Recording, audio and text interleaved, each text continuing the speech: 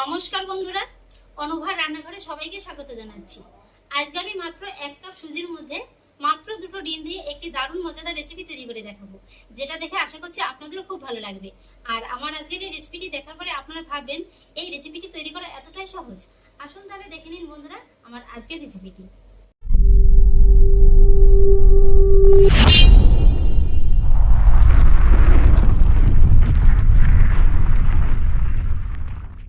বন্ধুরা, আজকের এই রেসিপিটির জন্য আমি এখানে নিয়েছি 1 কাপ সুজি, ওজন হিসেবে 200 গ্রাম।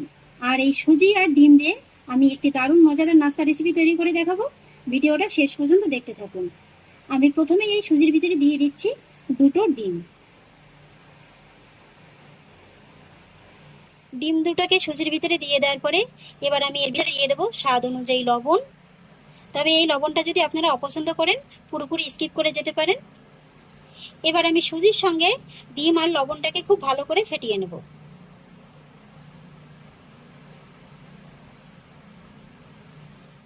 এইভাবেই আমি খুব ভালো করে ডিমের সঙ্গে সুজিটাকে মেখে নেব।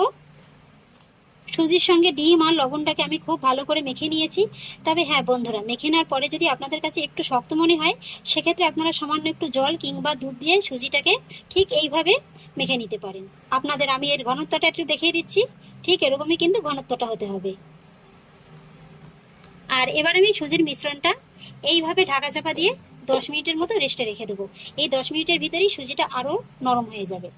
আর এই 10 মিনিটের ফাঁকে আমি একটি দুধের শিরা তৈরি করে নেব। সেই জন্য একটি পাত্রে বসিয়ে দেব 500 গ্রাম তরল দুধ। দুধটা দিয়ে দেওয়ার পরে এবার আমি এই দুধের ভিতরে দিয়ে দেব হাফ চা চামচ ঘি। এতে শিরার টেস্টটা কিন্তু দারুণ লাগবে। আর সেই সঙ্গে দিয়ে দেব 4টি ছোট এলাচ। এবার মিডিয়াম ফ্লেমে এই দুধে আমি একটা বলক তুলে নেব। দুধে একটা বলক চলে এসেছে, ঠিক এই পর্যায়ে আমি এই দুধের ভিতরে দিয়ে দেব 200 গ্রাম চিনি।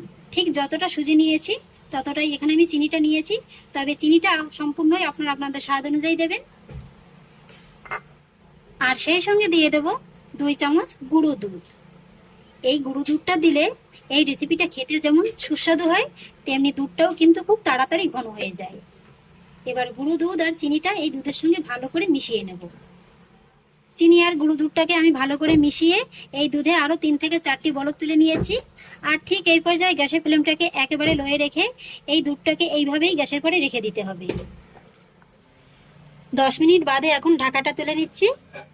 আর এই 10 মিনিটের ফাঁকেই দেখুন সুজিটা কিন্তু অনেকটা নরম হয়ে গেছে।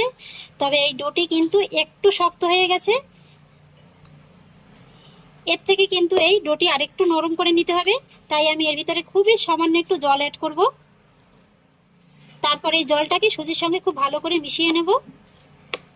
জলটাকে আমি সুজির সঙ্গে খুব ভালো করে মিশিয়ে নিয়েছি। আর এবার দেখুন ব্যাটারের ঘনত্বটা কিন্তু ঠিক এরকমই হবে। একেবারে খুব বেশি পাতলাও না, আবার একেবারে ঘনও না। সুজির ব্যাটারটি তৈরি করতে করতে সেই ফাঁকে আমি একটি কড়াইতে পর্যাপ্ত পরিমাণে সাদা তেল আগেই গরম বসিয়ে দিয়েছিলাম। আর তেলটা কিন্তু খুব ভালোভাবে গরম হয়ে গেছে। এবার আমি যে সুজির ব্যাটারটা তৈরি করে রেখেছি সেই ব্যাটার থেকে এইভাবে হাতে অল্প অল্প করে নেব। তারপরে যতটা সম্ভব গোল বড়ার মতো শেপ দিয়ে এই গরম তেলের ভিতরে ছেড়ে দেব।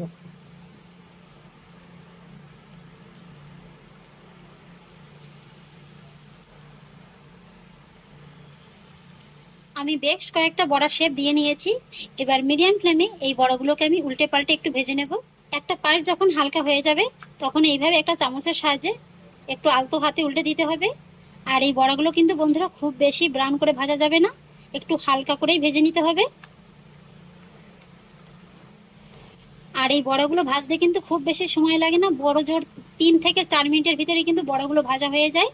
আমার বড়াগুলো ভাজা হয়ে গেছে। আর আপনারা নিশ্চয়ই দেখে বুঝতে পারছেন যে বড়াগুলো ঠিক কতটা ফুলে গেছে। এই যে দেখুন বন্ধুরা, বড়াগুলো ফুলে কিন্তু এক একটা ডবল হয়ে গেছে। এবার আমি গরম তেল থেকে এই বড়াগুলোকে সব তুলে নেব। আর এদিকে দেখুন বন্ধুরা, বড়াগুলো ভাজার সময় আমি দুধের পাত্রটা অন্য ভেনে বসিয়ে দিয়েছিলাম একেবারে কম আঁচে। আর দুধটা কিন্তু ফুটে আরেকটু ঘন হয়ে গেছে। আর ঠিক এই অবস্থায় এই ভেজে নেওয়া বড়াগুলো এই ফুটন্ত দুধের ভিতরে দিয়ে দিতে হবে। তারপরে আবারও এই দুধের পাত্রটা অন্য ভেনে বসিয়ে আমি একই রকমভাবে বড়াগুলো ভেজে নেব। একে একে সবগুলো বড়া ভাজা হয়ে গেছে। এগুলোকেও আমি একই রকমভাবে তুলে নেব। আর তারপর এই বড়াগুলোও আমি গরম দুধের ভিতরে ছেড়ে দেবো। সমস্ত বড়াগুলোকে আমি গরম দুধের সঙ্গে ভালো করে একবার মিশিয়ে দিয়েছি। আর এবার একেবারে লো ফ্লেমে এই বড়াগুলোকে আমি গরম দুধের সঙ্গে 5 মিনিটের মতো ফুটিয়ে নেব। 5 মিনিট হয়ে গেছে বন্ধুরা। আর এবার গ্যাসের ফ্লেমটাকে একেবারে অফ করে এইভাবে ঢাকা চাপা দিয়ে 2 ঘন্টার মতো রেস্টে রেখে দেবো। এবার আমি আপনাদের 2 ঘন্টা বাদে দেখিয়ে দিচ্ছি। এই যে দেখুন বন্ধুরা, সুজির রসবড়াগুলো ফুলে কিন্তু অনেকটা বড় হয়ে গেছে, আর দুধটাও কিন্তু বেশ খানিকটা টেনে নিয়েছে। এবার আমি এগুলো আপনাদের নামিয়ে দেখাচ্ছি। কিছুটা সুজির রসবড়া আমি একটি বাটিতে তুলে নিয়েছি। আর এই যে দেখুন বন্ধুরা, দেখতে এগুলো কত সুন্দর লাগছে।